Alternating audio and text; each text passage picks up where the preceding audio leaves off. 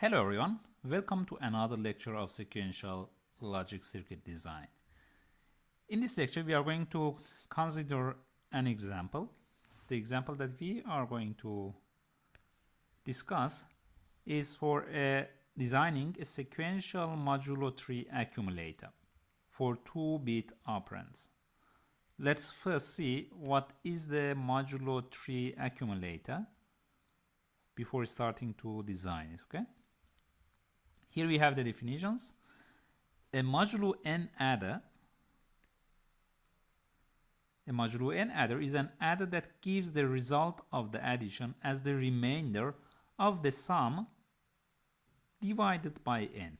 Okay, so this is a modulo n adder. It gives the result of the addition as the remainder of the sum divided by n. Here we have the example. We have 2 plus 2 modulo 3, which the result will be equal to remainder of 2 plus 2, which is 4, divided by 3, which is equal to 1. I can give you another example. Let's say we have 3 plus 4 modulo 5. This will be equal to remainder of 3 plus 4 over 5. 3 plus 4 over 5, which is equal to 7 over 5, and the remainder is equal to 2. Okay, so this is the modulo n adder. Then we have the accumulator. Accumulator is a circuit which accumulates the sum of its input operands over time. So it adds each input operand to the stored sum. So there will be a stored sum, and the accumulator will add the input to the stored sum, which is initially equal to 0. So basically here we will start with the default value of 0 as the stored value, and then we call that stored value in the form of y1, y0.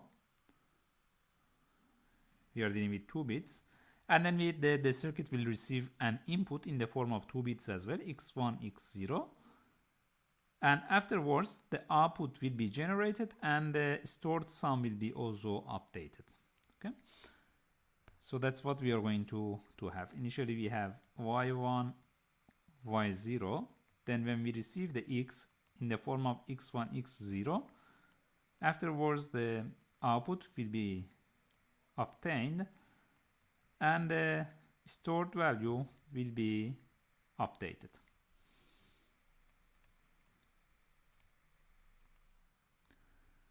And for this sequential modulo 3 accumulator, we will have some value stored here, y1, y0, initially equal to 0. The input will be added to it.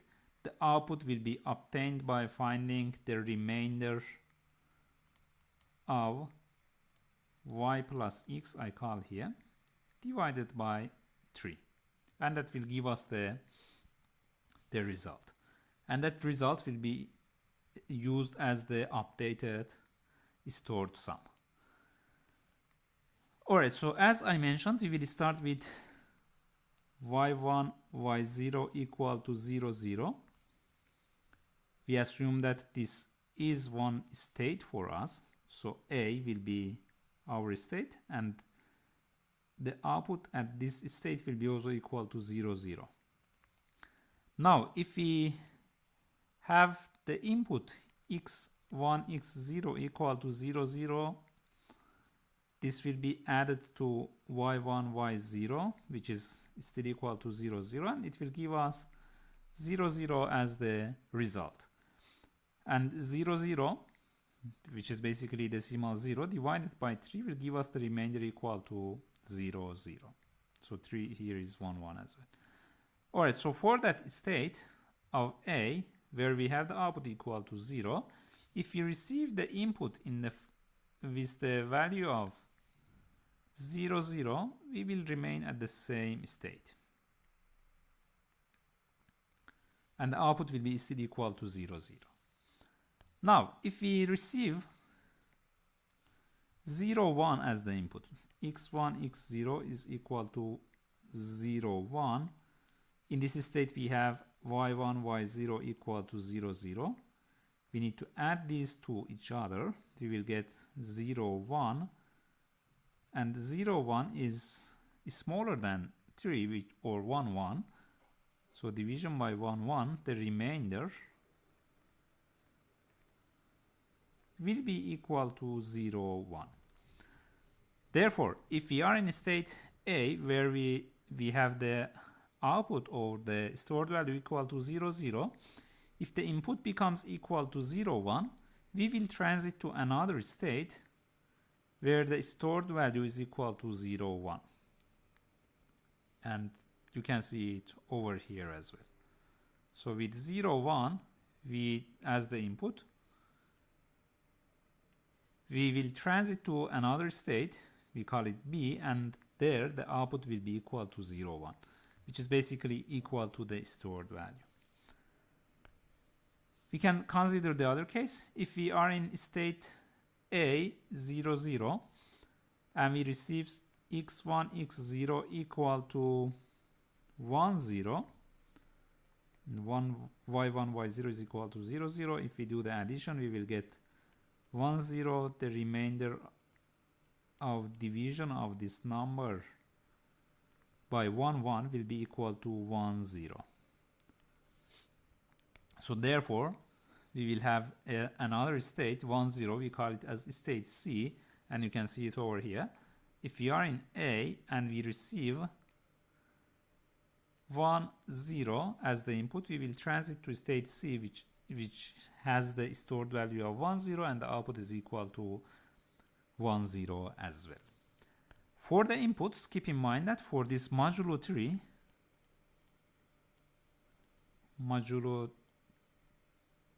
3 accumulator, we will consider the inputs x1 and x0 having only the values of 0, 0, 0, 1, and 1, 0. The input of 1, 1 will not be considered. So this input will not be considered, because if you are in any state and you receive 1, 1 as the input, we will remain at the same state.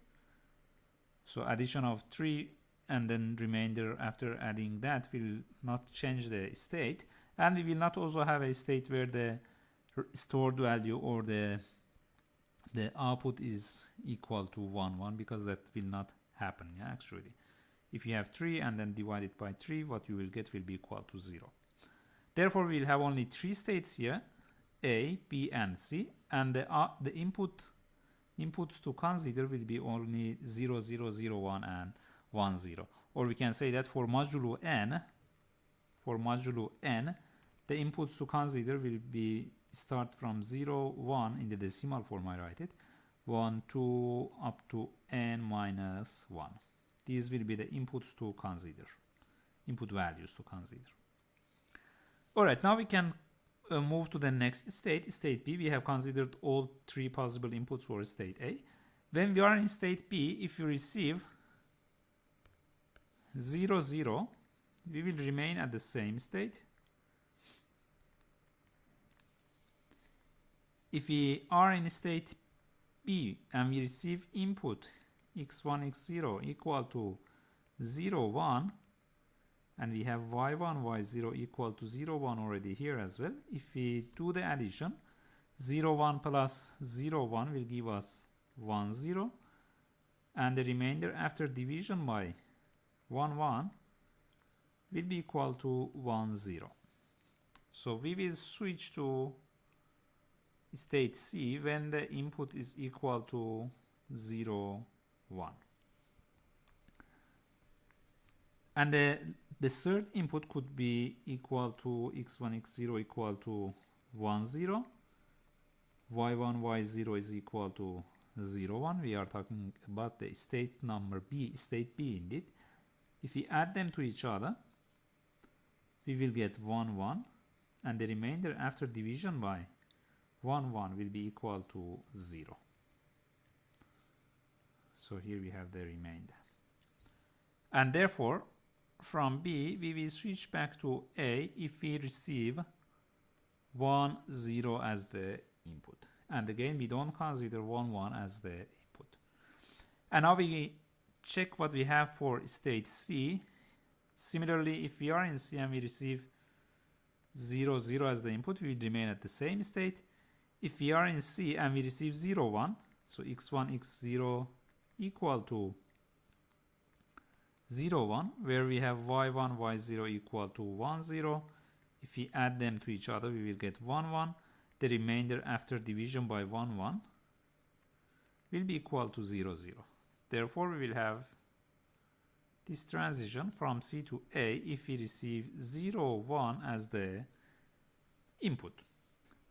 And finally, if we are in state C and we receive x1, x0 equal to 1, 0, so y1, y0 is also equal to 1, 0. If we add these to each other, we will get 1, 0, 0, and the remainder after division by 3, so we are dividing 4 by 3 and finding out the remainder, it will be equal to 0, 1. And therefore, we will have this transition from C to B when the input is equal to 1, 0.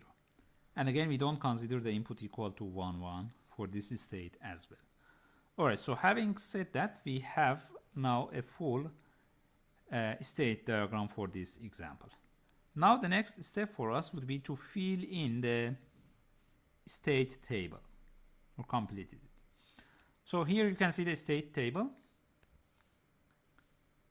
In the first column we have the y1, y0, which is basically showing our state or the stored value. On the first row you can see that we have the inputs x1, x0. We are going to consider 0, 0, 0, 1 and 1, 0. At the last column we have the output,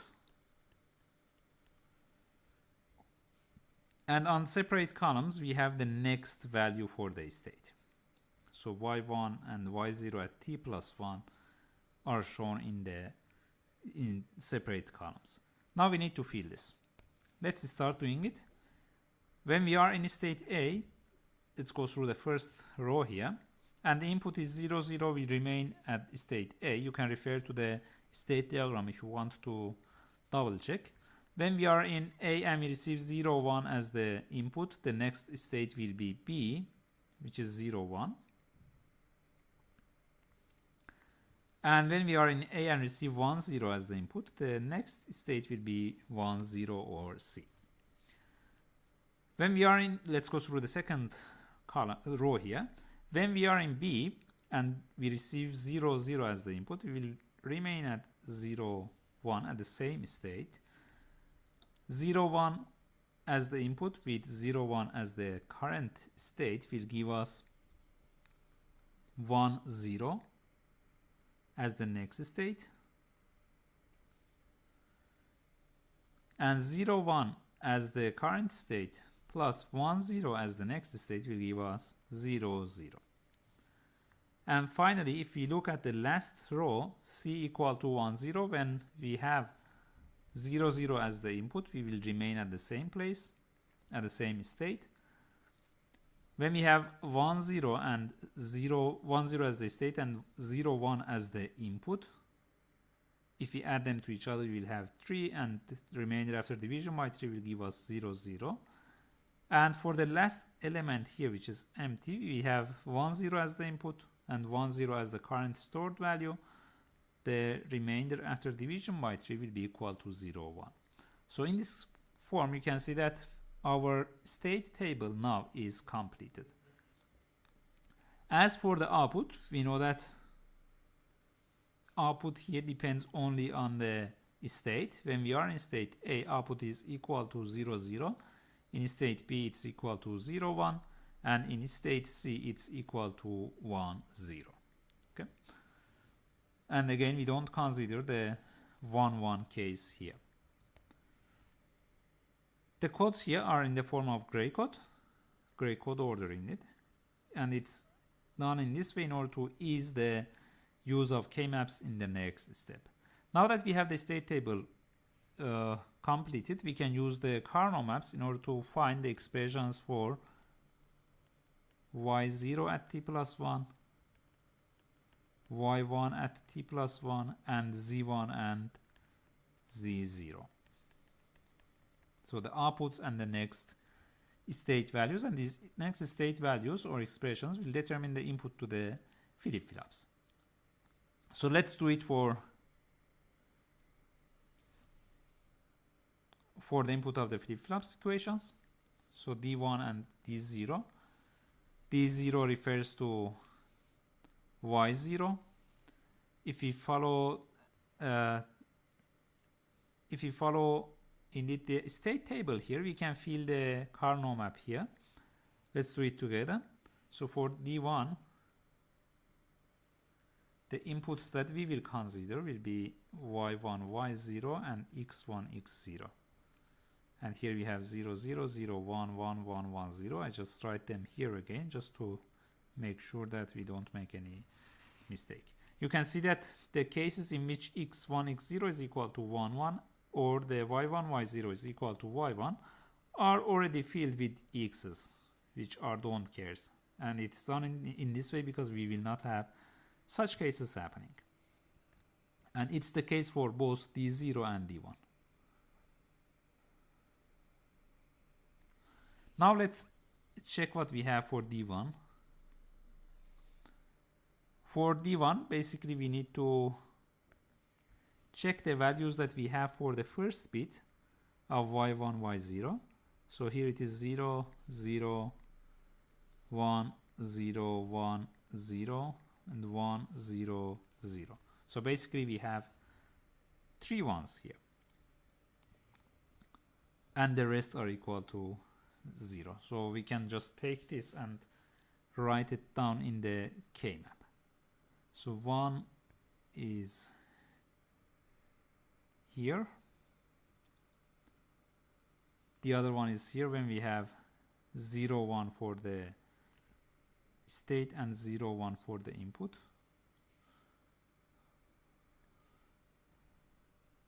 And we have another one here where we have 1, 0 for the current state and 0, 0 for the input.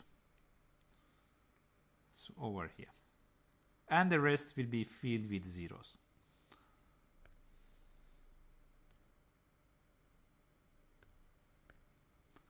So 0, 0, 0, 0, 0, and 0. And similarly, we can do it for D0. In the case of D0, we just need to pay attention to the this significant bit, let's say here. So we have 1 here, 1 here, and 1 here. We can fill the table in this way: 1 here, 1 here, and 1 here, and the rest will be filled with zeros.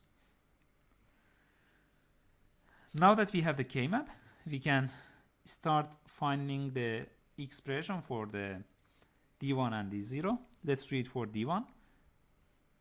We have this combination here, then this combination, and finally this combination of the small squares or the minterms. And now we can write down the expression here. So for the first term here, we have